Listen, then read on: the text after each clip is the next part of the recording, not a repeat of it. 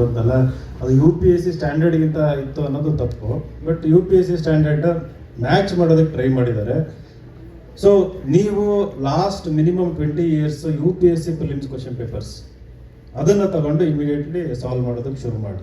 So ಅಲ್ಲಿಂದ ನಿಮಗೆ ಒಂದು ಬ್ಲೂ ಪ್ರಿಂಟ್ ಗೊತ್ತಾಗ್ತಾ ಹೋಗುತ್ತೆ, ಒಂದು ಪ್ಯಾಟರ್ನ್ ಗೊತ್ತಾಗುತ್ತೆ, ಒಂದು ಐಡಿಯಾ ಗೊತ್ತಾಗುತ್ತೆ, ಒಂದು ಟಾಪಿಕ್ನ ಯಾವ ಡೆಪ್ತ್ ತನಕ ಪ್ರಶ್ನೆ ಕೇಳ್ಬೋದು, ಕ್ರಿಯೇಟ್ ಮಾಡ್ಬೋದು ಅನ್ನೋದು UPSC ಇಂದ ಗೊತ್ತಾಗುತ್ತೆ.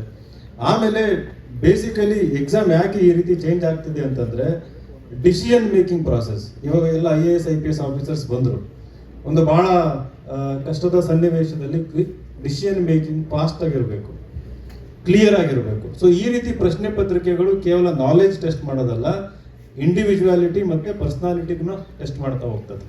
ಸೊ ಅದು ಹಿಡನ್, ಅದು ಎಕ್ಸ್ಪ್ಲಿಸಿಟ್ ಆಗಿ ಔಟ್ಸೈಡ್ ಕಾಣೋದಿಲ್ಲ. ಅದು ಆಗ್ಲೇ ಹೇಳಿದ್ರು ಮಂಜುನಾಥ್ ಅವರು, ಹಾರ್ಟ್ ಅಟ್ಯಾಕ್ ಆಗುತ್ತೆ ಕೆಲವೊಬ್ಬರಿಗೆ ಪ್ರಶ್ನೆಗಳನ್ನ ನೋಡಿ, ಆಗಬಾರ್ದು.